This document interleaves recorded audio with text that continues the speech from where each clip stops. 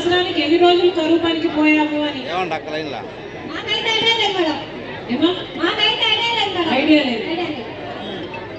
So వారానికి 3 రోజుల కంటే పెట్టట్లేదు, ఒకవేళ పెట్టినా కూడా. కానీ ఇప్పుడు మీ పనులు మానుకొని ఈరోజు రాజశేఖర రెడ్డి బిడ్డ వస్తుంది, చూడాలి వినాలి అని మీ అందరూ మీ పనులు మానుకొని నా కోసం మీరు సమయం చేసుకొని వచ్చారు.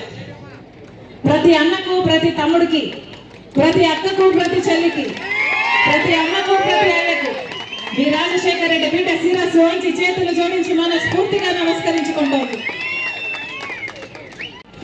రాజశేఖర రెడ్డి గారి గురించి నేను మీకు ప్రత్యేకంగా చెప్పాల్సింది లేదు. ఈ రోజు వరకు కూడా రాజశేఖర రెడ్డి అని పేరు తలుచుకునే వాళ్ళు, గుండెల్లో పెట్టుకొని పూజించుకునే వాళ్ళు కోట్లల్లో ఉన్నారు మన రాష్ట్రంలో. ఎందుకంటే రాజశేఖర రెడ్డి గారు ముఖ్యమంత్రిగా పనిచేసింది కేవలం 5 సంవత్సరాలు మాత్రమే. 5 ఏళ్ళు మాత్రమే రాజశేఖర రెడ్డి గారు ముఖ్యమంత్రిగా పనిచేశారు. కానీ 5 ఏళ్లలో ఎంతమంది గుండెల్లో దేవుడై నిలిచిపోయారు. రాజశేఖర రెడ్డి గారు ముఖ్యమంత్రిగా ప్రమాణ స్వీకారం చేయగానే మొట్టమొదటి సంతకం రైతులకు ఉచిత విద్యుత్ మీద మజ్జిగ పెట్టేవాళ్ళు, మంచినీళ్ళు పెట్టేవాళ్ళు. ఒక చోట నిన్న ఒక గ్రామానికి వెళ్తే రస్నా కూడా ఇచ్చేవాళ్ళమ్మా అని చెప్పింది. ఆడవాళ్ళకి ఏమైనా కష్టం కలిగి గ్యారంటీ నాకు ఉపాధి కల్పించాలి అని ఒక గ్యారంటీ పథకం, ఉపాధి హామీ పథకం.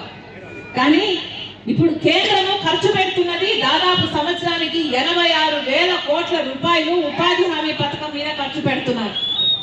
కానీ ఈ డబ్బులు మొత్తము పేదవాళ్లకు పోతున్నాయి, లేకపోతే స్కాముల కింద పోతుంది.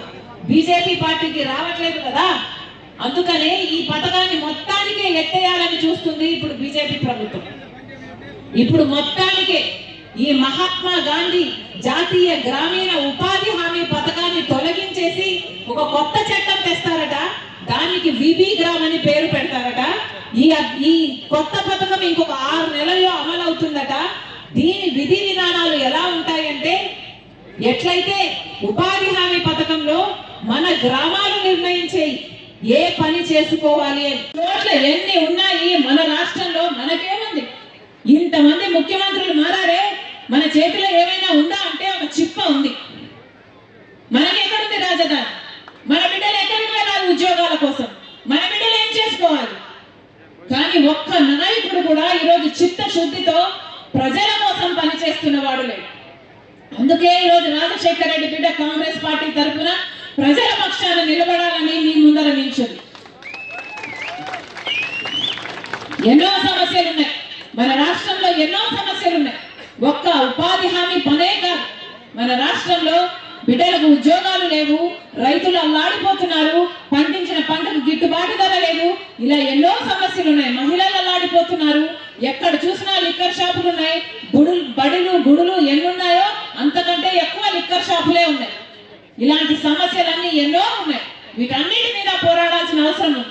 వీరన్నిటి మీద కూడా కాంగ్రెస్ పార్టీ పోరాటం చేయడానికి, మేమందరము పోరాటం చేయడానికి సిద్ధంగా ఉన్నాం. మీ అందరూ కూడా చెయ్యి మాతో కలపాలి.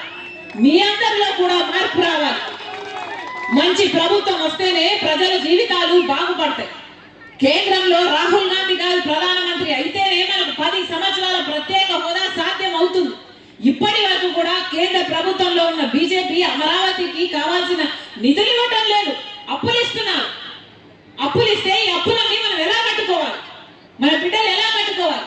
భావి తరాలు, భవిష్యత్ తరాలు ఎలా కట్టుకోవాలి? అందుకే చెప్తున్నాం, వీటన్నిటి మీద పోరాటం చేయడానికి మేము సిద్ధంగా ఉన్నట్టే మీరు కూడా సిద్ధపడాలి. మార్పు రావాలి. అప్పుడే మన రాష్ట్రం బాగుపడుతుంది. అప్పుడే రాజశేఖర్ రెడ్డి గారు తెచ్చిన సువర్ణ పరిపాలన మళ్ళీ రావాలి అంటే కాంగ్రెస్ పార్టీ అధికారంలోకి రావాలి. ఏమీ సాధించలేదు. మేము సిద్ధం, మీరు సిద్ధమేనా?